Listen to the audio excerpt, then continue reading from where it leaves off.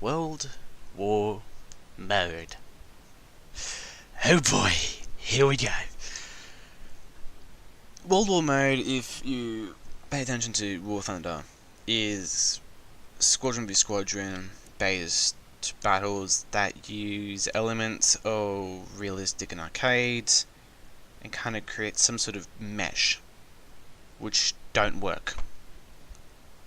But the main problem with it can be that, well, it is one of the parts, but it's also the lineups. If you ever played War Thunder, your main thing you always bring in each battle is a lineup. And that lineup consists of every single thing that you're going to possibly use or use in that battle. The problem is the lineups currently have more favour to the Russians.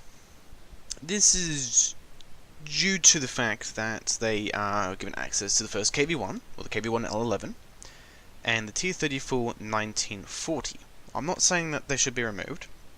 I'm just simply saying that they're kind of broken in the way they're placed in. The Germans only have one tank that can effectively kill it from the front. Everything else requires it to flank or to disable it completely.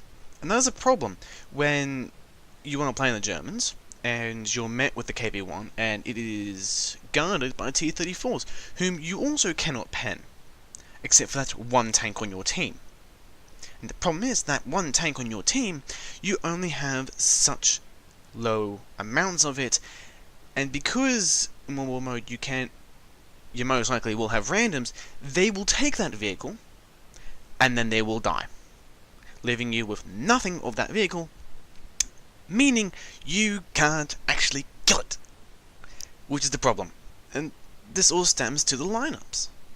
Without proper lineups for the Germans, which is what they don't have, as a matter of fact, with a quick bit of googling, research, and a little bit of interest, the lineups for the Germans, they're more 1940.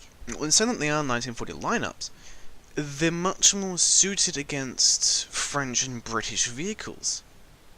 And it would have made a lot more sense if you had similar lineups where you had the German lineup, plus a few more vehicles that were used in that time against Charlie 1s, the Tier 1 French, the Tier 1 British.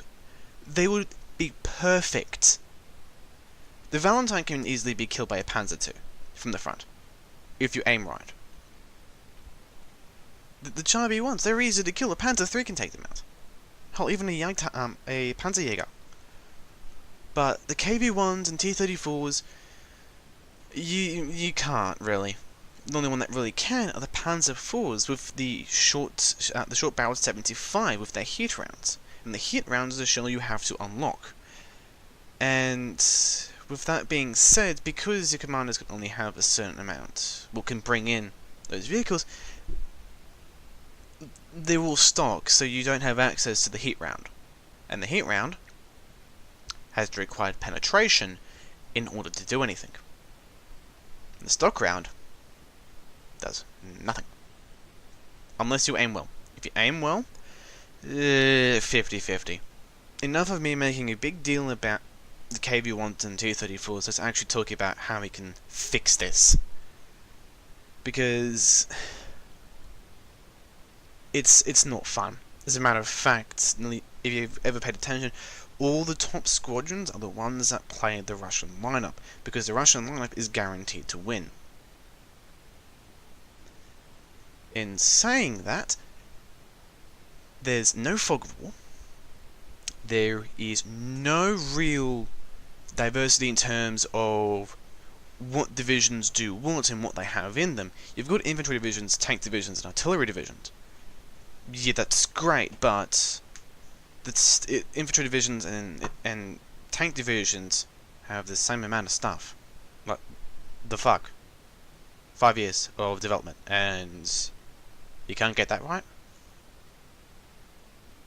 What? I'm sorry, but what?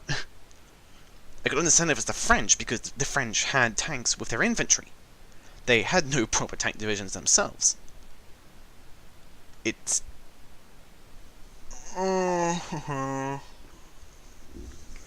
it don't make no sense.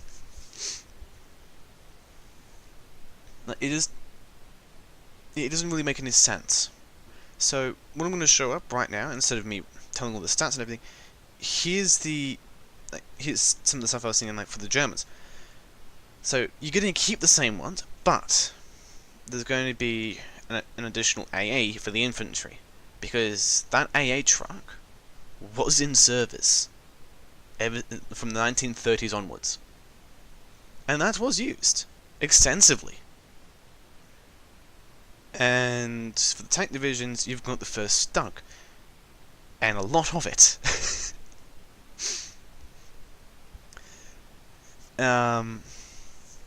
Main reason why is because it's the only proper tank destroyer they actually had. Now you could say, just placing the Martyrs. The Martyrs were in 1942-43. That's 2 years ahead of the current time lapse in which it's been placed in, which is 1941.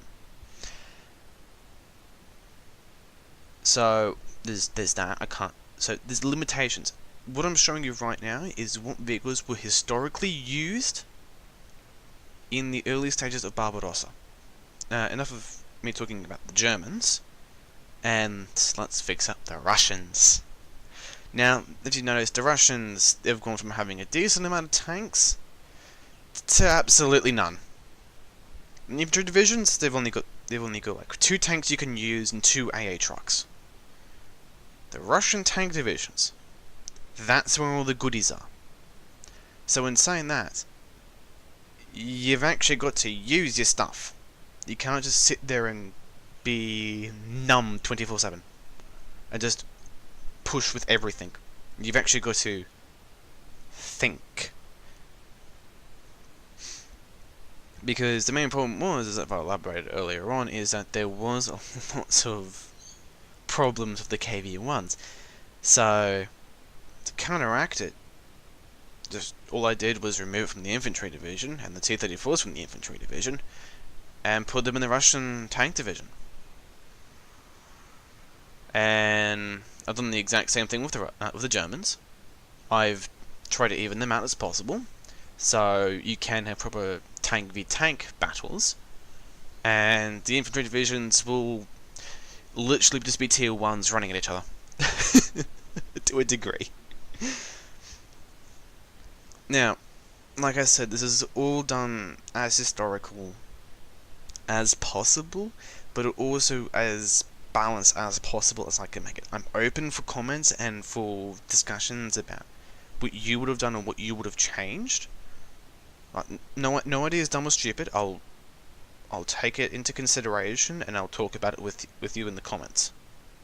So let me know what you think, and hopefully they can fix the next one, because this one is not a good start for something that was made for 5 years.